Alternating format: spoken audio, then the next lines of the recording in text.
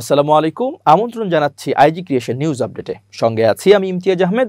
শুরুতেই সংবাদ শিরোনাম। উত্তরা থেকে সরিয়ে নেওয়া হচ্ছে মাইলস্টোন সহ সকল স্কুল ও কলেজ। দেশ এভাবে চললে জামাত ক্ষমতায় আসবে, বিচারকের মন্তব্যে তোলপাড়। ইসরায়েলি গোয়েন্দাদের জন্য বাধ্যতামূলক করা হচ্ছে ইসলাম শিক্ষা। গাজায় আকাশপথে ত্রাণ পাঠাবে 2 মুসলিম দেশ, অভিনব যা করছে মিশর ও লিবিয়া। এবার বিস্তারিত। রাজধানীর উত্তরার মাইলস্টোন স্কুল অ্যান্ড কলেজ কারিগরিভাবে বৈধ হলেও এটি কার্যত অনিরাপদ এলাকায় অবস্থিত। এই শিক্ষা প্রতিষ্ঠান রাজধানীর হযরত শাহজালাল আন্তর্জাতিক বিমানবন্দরের অ্যাপ্রোচ এরিয়ার মধ্যে পড়েছে। বিমানবন্দরের অ্যাপ্রোচ এরিয়ায় থাকা স্কুল, কলেজ, মাদ্রাসা সহ জনসমাগম হয় এমন সব প্রতিষ্ঠান সরিয়ে নেওয়া উচিত।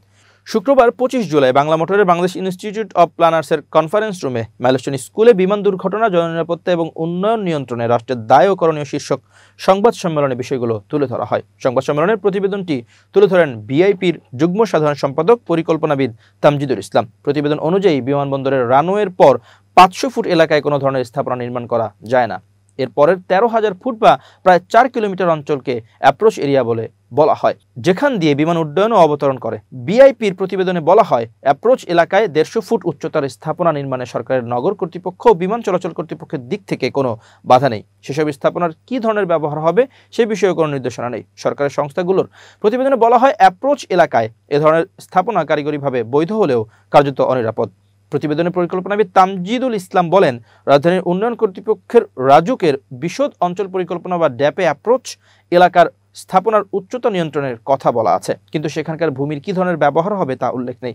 গণজমায়েত হয় এরকম কোনো স্থাপনার জন্য সেখানকার ভূমি ব্যবহার করা উচিত নয়। কৃষি জমি ও সবুজায়ন করা যেতে পারে, তবে এমন কিছু করা যাবে না যাতে সেখানে পাখি আসে। সংবাদ সম্মেলনে বিআইপির সভাপতি পরিকল্পনাবিদ আদিল মোহাম্মদ খান বলেন, অ্যাপ্রোচ এরিয়া থেকে স্কুল, কলেজ, মাদ্রাসা, মসজিদের মতো জনসমাগম হয় এমন সব স্থাপনা সরাতে হবে। তা না হলে ভবিষ্যতে দুর্ঘটনা ঘটলে মৃত্যুর মিছিল ঠেকানো সম্ভব হবে না।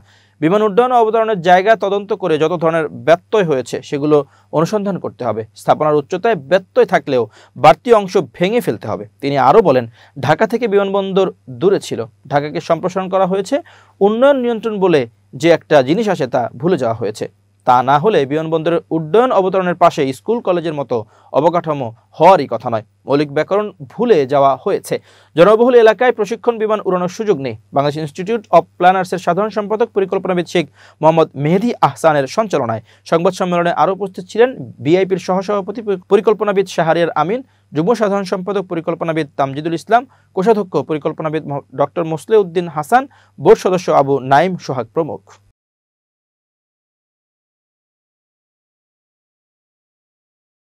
ঢাকা মেট্রোপলিটন ম্যাজিস্ট্রেট কোর্টের বিচারক জামশেদ আলম বলেছেন, দেশ এভাবে চললে জামাত ক্ষমতায় চলে আসবে। 24 জুলাই ঢাকা সিএমএম আদালতে এক মামলার শুনানিকালে এই মন্তব্য করেন এই বিচারক।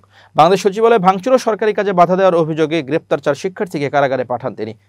ম্যাজিস্ট্রেট জামশেদ আলম এই আদেশ দেন। শুনানির এক পর্যায়ে বিচারক বলেন, বাংলাদেশটারই কোনো লাইফ নেই, অলরেডি পুরো দেশটাই এখন লাইফ সাপোর্টে। আইনজীবী সালাউদ্দিন খান আদালতে বলেন, আসামের অত্যন্ত মেধাবী শিক্ষার্থী, তাদের সামনে ভবিষ্যৎ উজ্জ্বল।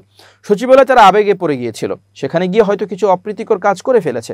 মামলার এজাহার ও আটক রাখার আবেদন একই ধরনের। শাকিল মিয়ার পরীক্ষা রয়েছে আগামী রোববার। সে দনিয়া কলেজের শিক্ষার্থী। ঘটনাস্থলে তারা আবেগপ্রবণ হয়ে গিয়েছিল। আপনি চাইলে তাদের জিজ্ঞাসাবাদ করলে সব স্পষ্ট হয়ে যাবে। রাষ্ট্রপক্ষে অতিরিক্ত পাবলিক প্রসিকিউটর মোহাম্মদ শামসুদ্দোহা সুমন জামিনের বিরোধিতা করে বলেন, আসামিরা সবাই ছাত্রলীগ ও আওয়ামী লীগের রাজনীতির সঙ্গে জড়িত। তারা কোনো বৈষম্য বিরোধী আন্দোলনের সঙ্গে সম্পৃক্ত নয়। সচিবালয়ে ঢুকে তারা প্রথম সারিতে ছিল এবং ভাঙচুর করেছে। তারা দেশকে ব্যর্থ রাষ্ট্রে পরিণত করার চেষ্টা করেছে। সাবেক প্রধানমন্ত্রী শেখ হাসিনাকে ফিরিয়ে আনার চেষ্টা চলছে। কোমলমতি শিক্ষার্থীদের কে ব্যবহার করছে তা রাষ্ট্রের জানা দরকার। কারা অর্থ যোগান দিচ্ছে, কারা এই ষড়যন্ত্রে যুক্ত, এসব জানার জন্য তাদের আটক রাখা দরকার। তদন্ত কর্মকর্তা ভবিষ্যতে রিমান্ডে নিয়ে জিজ্ঞাসাবাদ করতে পারেন। জামিন দেওয়া হলে তদন্তে বিঘ্ন ঘটবে। এরপর বিচারক প্রশ্ন করেন ঢাকা বিশ্ববিদ্যালয়ের শিক্ষার্থীকে, তুমি সেখানে কেন গিয়েছিলে? তখন আবু সুফিয়ান বলেন, আমি সচিবালয়ে যাইনি। বিচারক বলেন, যদি না যাও তাহলে তোমাকে কেন ধরা হলো? উত্তরে সুফিয়ান জানান, আমি সচিবালয়ের বাইরে ছিলাম, ভেতরে যাইনি। বিশ্ববিদ্যালয় থেকে যাত্রাবাড়ি যাওয়ার পথে আমাকে আটক করা হয়। আমি জুলাই আন্দোলনে বিজয় ৭১ হলে সহ সমন্বয়কের দায়িত্বে ছিলাম। আমি কখনো ছাত্রলীগ করিনি। এরপর বিচারক বলেন, কারা কাকে কোথায় ধরে আনছে এখন তো বুঝতে পারছি। ভেতরে ভেতরে ষড়যন্ত্র চলছে। যারা জুলাই আন্দোলনে ভূমিকা রেখেছে তারাই এখন ষড়যন্ত্রের শিকার হচ্ছে। ওই আন্দোলনে অংশ নেওয়াদের জীবন প্রায় শেষ হয়ে গেছে। বিচারক বলেন, দেশে আইন শৃঙ্খলা বলতে গেলে এখন নেই। রাষ্ট্র না থাকলে সার্টিফিকেট দেবে কে? সচিবালয় হচ্ছে রাষ্ট্রের মাথা। যদি মাথায় আক্রান্ত হয় তাহলে শরীরের কি দাম থাকবে? আমরা এখন একটা ট্রানজিশন পিরিয়ডে আছি। ইউনূস সাহেব চেষ্টা করছেন, ভালো হচ্ছে না মন্দ হচ্ছে সে বিষয়ে মন্তব্য করব না। আমরা আওয়ামী লীগ ও বিএনপির শাসন দেখেছি। এভাবে চলতে থাকলে হয়তো একদিন জামাতের শাসনও দেখতে হবে। একটি রাষ্ট্র ঠিক হতে 3টি প্রজন্ম লাগে। আমাদের প্রজন্ম ভালো রাষ্ট্র দেখবে না, আমাদের সন্তানের প্রজন্ম হয়তো দেখতে পাবে। সে পর্যন্ত অপেক্ষা করতে হবে। সবকিছু এখনো পচে যায়নি, কিছু রয়ে গেছে। আশা করছি ধীরে ধীরে হয়তো ভালো কিছু দেখব। বিচারক আরও বলেন, এই দেশের 12 আনা তো অলরেডি শেষ হয়ে গেছে। আসামিদের বিরুদ্ধে যে অভিযোগ এসেছে তারা আর চাকরি পাবে? এত এত গোল্ডেন এ প্লাস দিয়ে কি হবে? ওদের জীবন তো শেষ। যেখানে বাংলাদেশটারই কোনো লাইফ নেই, অলরেডি পুরো দেশটাই এখন লাইফ সাপোর্টে। সবশেষে বিচারক আসামিদের জামিন নামঞ্জুর করে কারাগারে পাঠানোর আদেশ দেন। সম্প্রতি ধর্ম উপদেষ্টা ডক্টর খালিদ হোসেনের সঙ্গে আওয়ামী লীগের সাবেক 3 এমপির একটি ছবি সামাজিক যোগাযোগ মাধ্যমে ভাইরাল হয়েছে। ছবিটি মূলত চট্টগ্রাম কেন্দ্রীয় কারাগার পরিদর্শনের সময়কার ছবি।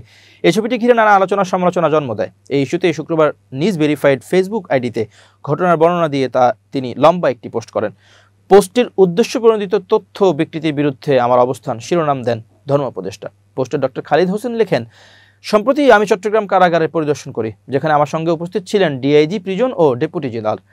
এই সফরের মূল উদ্দেশ্য ছিল ধর্মীয় শিক্ষক নিয়োগ, ধর্মীয় বই পুস্তক এবং নামাজের স্থান নির্ধারণের মতো অত্যন্ত গুরুত্বপূর্ণ পদক্ষেপ গ্রহণ করা। ইসলামিক ফাউন্ডেশনের পক্ষ থেকে ধর্মীয় শিক্ষার প্রচার এবং নৈতিকতা ও মূল্যবোধের শিক্ষাদান করা, যা বন্দী সমাজের জন্য অত্যন্ত প্রয়োজনীয় উদ্যোগ। ধর্ম উপদেষ্টা লেখেন, আমাদের পরিকল্পনা রয়েছে দেশের 70,000 বন্দীকে ধর্মীয় নৈতিক শিক্ষার আওতায় আনা, যা একটি বৃহৎ মানবিক পদক্ষেপ হিসেবে সমাজে গুরুত্বপূর্ণ ভূমিকা রাখবে। সফরের সময় আমি রান্নাঘর, দুপুরের খাবার, হাসপাতাল, পুরুষ, মহিলা, শিশু ওয়ার্ড সহ সকল স্থান পরিদর্শন করেছি। এছাড়া ভিআইপি বন্দীদের ওয়ার্ড এবং ফাঁসির মঞ্চ পরিদর্শন করি। পরিদর্শনকালে আমার সঙ্গে কোনো ক্যামেরা ছিল না, তবে কারা কর্তৃপক্ষের একজন কর্মকর্তা কিছু ছবি তুলেছিলেন, যা পরবর্তীতে উদ্দেশ্যপ্রণোদিতভাবে বাইরে পাচার করা হয়েছে। এটি ছিল একটি অবৈধ প্রচারণা, যা ভুল তথ্য পরিবেশন করেছে। এর জন্য সংশ্লিষ্ট কর্মকর্তার বিরুদ্ধে কারা কর্তৃপক্ষ ব্যবস্থা নিচ্ছে, যা প্রশংসনীয়। তিনি লেখেন, এই সফরটি ছিল সম্পূর্ণ সরকারি এবং মাননীয় স্বরাষ্ট্র উপদেষ্টার নির্দেশে আয়োজিত। পরিদর্শন বিষয়টি সংশ্লিষ্ট আইজি প্রিজন, বিভাগীয় কমিশনার, জেলা প্রশাসক এবং অন্যান্য কর্মকর্তাদের অফিসিয়ালি জানানো হয়েছিল। এখানে কোনো ধরনের গোপনীয়তা বা লুকোচুরি কিছুই ছিল না। সফরের সময় আমি ভিআইপি ওয়ার্ডের মাত্র 2 বা 3 মিনিট ছিলাম এবং সেখানে উপস্থিত কর্মকর্তারা আমার সঙ্গে ছিলেন। তবু এই সংক্ষিপ্ত সময়ে উপস্থিতি থেকে রাজনৈতিক উদ্দেশ্যে বিকৃত তথ্য রটনা হচ্ছে, যা মূলত একটি কায়েমি সিন্ডিকেটের ষড়যন্ত্রের অংশ। ধর্ম উপদেষ্টা লেখেন, এই প্রচারণা মূলত পরাজিত শক্তির অব্যাহত ষড়যন্ত্রের ফলস্বরূপ। যারা রাজনৈতিকভাবে পরাজিত তাদের কাছ থেকে এমন অভিযোগ আসছে, যা সরকারের শান্তি প্রতিষ্ঠা এবং সমৃদ্ধি অর্জনের পথে প্রতিবন্ধকতা সৃষ্টি করার উদ্দেশ্য নিয়ে করা হচ্ছে। তাদের এসব কর্মকাণ্ডের মাধ্যমে সরকার এবং জনগণের ঐক্যবদ্ধতাকে ক্ষুণ্ণ করার চেষ্টা করা হচ্ছে, কিন্তু তারা এতে সফল হবে না। আমাদের প্রচেষ্টা সবসময় দেশের কল্যাণ এবং ন্যায়ের প্রতিষ্ঠা এবং সত্যের পথে এগিয়ে যাওয়ার জন্য দৃঢ় প্রতিজ্ঞ। এমন অপপ্রচার দুঃখজনক বলে উল্লেখ করে ডক্টর খালিদ হোসেন বলেন, অতএব আমি বিনম্রভাবে বলতে চাই, এসব অপপ্রচার অত্যন্ত দুঃখজনক এবং অগ্রহণযোগ্য। এর পেছনে থাকা পরাজিত শক্তির উদ্দেশ্য হলো সরকার এবং জনগণের মধ্যে বিভেদ সৃষ্টি করা, কিন্তু আমরা জানি সত্যের বিজয় অনিবার্য। আমরা আমাদের গঠনমূলক কর্মকাণ্ড চালিয়ে যাব এবং কোনো ভুল বোঝাবুঝির সুযোগ দেব না। ইসরায়েলি প্রতিরক্ষা বাহিনী আইডিএফ সম্প্রতি একটি নতুন উদ্যোগ গ্রহণ করেছে, যার আওতায় তাদের গোয়েন্দা শাখার সব সদস্যদের জন্য ইসলাম ধর্ম, আরবি ভাষা এবং মধ্যপ্রাচ্যের সংস্কৃতি বিষয়ে বাধ্যতামূলক প্রশিক্ষণ চালু করা হচ্ছে। শুক্রবার 25 জুলাই এক প্রতিবেদনে তথ্য জানিয়েছে সংবাদ মাধ্যম জেরুজালেম পোস্ট। ইসরায়েলি সেনাবাহিনীর মতে গোয়েন্দা ইউনিটে কর্মরত সৈন্যদের জন্য এই প্রশিক্ষণ অত্যন্ত জরুরি, কারণ তারা মূলত শত্রুপক্ষের কথাবার্তা, আচরণ ও মনস্তত্ত্ব বিশ্লেষণের দায়িত্বে থাকে। ইসলাম ধর্ম এবং আরবি ভাষা সম্পর্কে সুস্পষ্ট ও গভীর জ্ঞান থাকলে তারা আরও নিখুঁতভাবে তথ্য বিশ্লেষণ করতে পারবে এবং বিভিন্ন রাজনৈতিক ও সামরিক প্রেক্ষাপট বুঝতে পারবে। এই প্রশিক্ষণ কর্মসূচির আওতায় সৈন্যদেরকে শুধুমাত্র আরবি পড়া ও বলাই শেখানো হবে না, পাশাপাশি ইসলামের মৌলিক নীতিমালা, বিভিন্ন মাযহাব বা ধর্মীয় মতপার্থক্য, ইবাদত পদ্ধতি, উৎসব, সামাজিক রীতিনীতি এবং মুসলিম সমাজে প্রচলিত সংস্কার নিয়েও শিক্ষা দেওয়া হবে। এতে করে তারা শুধু ভাষায় পারদর্শী হবে না, বরং মুসলিম সমাজ ও সংস্কৃতির সূক্ষ্ম দিকগুলো সম্পর্কে সংবেদনশীল ও সচেতন হবে। ইসরায়েলি প্রতিরক্ষা বাহিনীর এক মুখপাত্র, এ সময় গোয়েন্দা কাজ শুধু প্রযুক্তি নির্ভর নয়, বরং সাংস্কৃতিক ও ধর্মীয় প্রেক্ষাপট বোঝাও অত্যন্ত জরুরি। আমাদের সৈন্যরা যদি ইসলাম ধর্ম এবং আরবি ভাষা সম্পর্কে বিস্তারিতভাবে জানে, তাহলে তারা আরও বুদ্ধিমত্তার সঙ্গে শত্রুপক্ষের কার্যকলাপ বিশ্লেষণ করতে পারবে এবং সঠিক সিদ্ধান্ত গ্রহণ করতে পারবে। এছাড়াও এই কর্মসূচি সৈন্যদের মধ্যে একটি নৈতিক সচেতনতা তৈরি করবে বলে আশা করা হচ্ছে। দ্বন্দ্বপূর্ণ পরিস্থিতিতে দায়িত্ব পালনের সময় যাতে তারা আরও মানবিক, সংবেদনশীল এবং সংযমী আচরণ করতে পারে সেই লক্ষ্য এতে রয়েছে। বিশেষজ্ঞদের মতে গোয়েন্দা বাহিনীতে সাংস্কৃতিক বোধ ও ভাষাগত দক্ষতা থাকলে তা শুধু সামরিক সাফল্যই বাড়ায় না, বরং দীর্ঘমেয়াদে স্থিতিশীলতার জন্য সহায়ক হয়। ইসরায়েল সেনাবাহিনী এই বিষয়টিকে গুরুত্ব দিয়ে দেখছে এবং এটিকে তাদের গোয়েন্দা কার্যক্রমের একটি অবিচ্ছেদ্য অংশ হিসেবে অন্তর্ভুক্ত করেছে। এই নতুন প্রশিক্ষণ ব্যবস্থা 2025 সালের মধ্যে গোয়েন্দা ইউনিটের সব সদস্যের উপর কার্যকর হবে বলে জানানো হয়েছে। ফিলিস্তিনের অবরুদ্ধ গাজা উপত্যকায় মানবিক সংকট চরম আকার ধারণ করেছে। ইসরায়েলের পক্ষ থেকে বিভিন্ন বিধিনিষেধ থাকায় আকাশ থেকে ত্রাণ ফেলার উদ্যোগ নিয়েছে জর্ডান ও সংযুক্ত আরব আমিরাত। খবর ইসরায়েলি সংবাদ মাধ্যম টাইমস অফ ইসরায়েলের। সংবাদ মাধ্যমটি জানিয়েছে ইসরায়েল শীঘ্রই এই দুটি দেশকে বিমানের মাধ্যমে ত্রাণ পৌঁছানোর অনুমতি দেবে। এক ইসরায়েলি কর্মকর্তা জানিয়েছেন আজই জর্ডান বিমানের মাধ্যমে গাজায় ত্রাণ পৌঁছে দিতে পারে।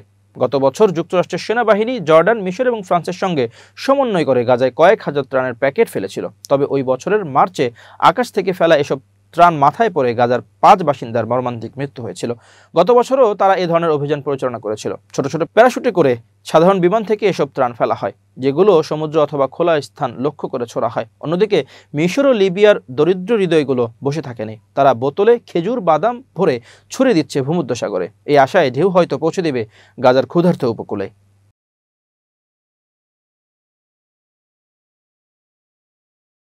প্রিয় দর্শক, শেষ করছি আইজি ক্রিয়েশন নিউজ আপডেট। আজ এ পর্যন্তই। ভিন্ন খবর নিয়ে দেখা হবে আগামীকাল। নিজেকে আপডেট রাখতে সাবস্ক্রাইব করুন চ্যানেলটি। নিয়মিত লাইক, কমেন্ট ও শেয়ার করে ছড়িয়ে দিন সর্বত্র। সুস্থ থাকুন, নিরাপদে থাকুন। আল্লাহ হাফেজ।